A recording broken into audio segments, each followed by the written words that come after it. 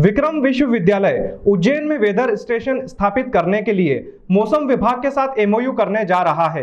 इससे मौसम के पूर्वानुमान में मदद मिलेगी। उज्जैन का विक्रम विश्वविद्यालय मौसम विभाग से अनुबंध करने जा रहा है। इस अनुबंध के चलते विश्वविद्यालय उज्जैन में वेदर स्टेशन खोल सकेगा। जानकारी देते हुए विक्रम विश्वविद्यालय के कुलपति आचार्य अखिलेश कुमार पांडेय ने बताया कि विश्वविद्यालय की यह मंशा है कि मौसम विभाग से अनुबंध करने के बाद उज्जैन में वेदर स्टेशन खोला जाए, जिससे मौसम विज्ञान के संबंध में पढ़ रहे विद्यार्थी उस पर रिसर्च कर सके।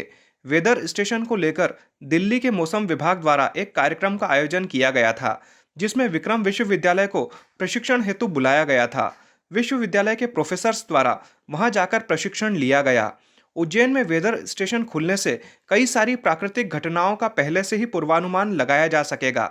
इसके साथ ही मौसम का सटीक विश्लेषण हो सके, इस हेतु एडवांस तकनीक के माध्यम से विशेषज्ञों के द्वारा रिसर्च किया जाएगा।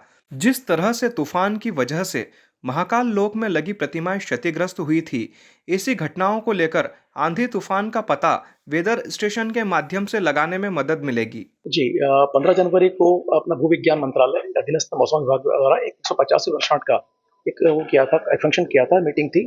इसमें ऑल ओवर इंडिया से हर विभाग से व्यक्ति को आमंत्रित किए थे, गेस्ट को।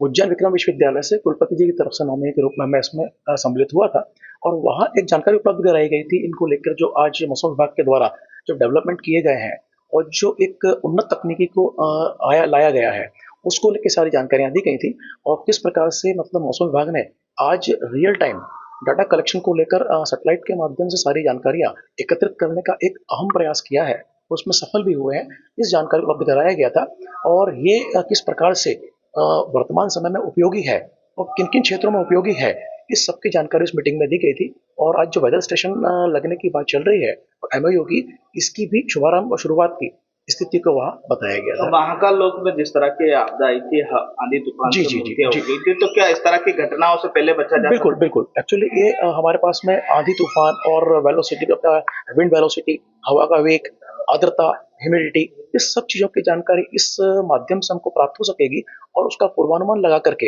हम भविष्य की योजनाओं को निर्धारित कर सकेंगे। आपका पूरा नाम? डॉक्टर पवनेंद्रनाथ तिवारी, मैं सहायक प्राध्यापक भूविज्ञान अध्ययनशाला विक्रम विश्वविद्यालय। तत्कालीन उच्च शिक्षा मंत्री और अभी वर्तमान में जो माननीय मुख्यमंत्री हैं, उनके बहुत ही प्रयास से जो है यहाँ एग्रीकल्चर पहला ऐसा विश्वविद्यालय बना जो एग्रीकल्चर शुरू किया। और एग्रीकल्चर के साथ साथ में बहुत सारे ऐसे विभाग हैं जो आज वेदर पे निर्भर करते हैं। वेदर की कंडीशन यदि अच्छी रहती है, पहले से जानकारी हो जाती है, तो जैसे इंजीनियरिंग है, दूसरे विभाग एग्रीकल्चर, उनको इससे बहुत फ़ायदा होगा। तो ये मेट्रोलॉजी जो डिपार्टमेंट है, उससे विक्रम विश्वविद्यालय कोशिश कर रहा है कि उनसे एक एमओयू साइन हो और एमओयू के माध्यम से वो एक यहाँ वेदर स्टेशन स्थापित करें।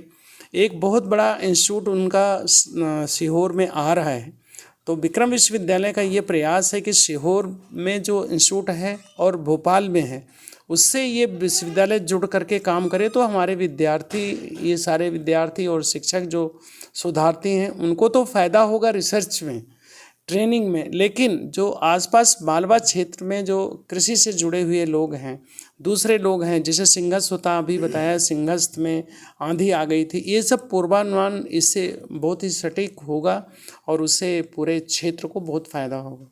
सर, एक्यूरेसी को लेके किस तरह की एडवांस तकनीक है? आज जो है बहुत सारी एडवांस टेक्नोलॉजी, पहले भी यहाँ वेदर स्टेशन रहा है लेकिन वो टेक्नोलॉजी फेज आउट हो गई है। आज जो है बहुत ही उच्च कोटि की जो टेक्नोलॉजी है उसका यहाँ पे स्थापित करने के प्रयास किया जाएगा, जिससे कि मतलब अभी जो वर्तमान समय में जो फ़ायदे हो सकते हैं उसको प्राप्त किया।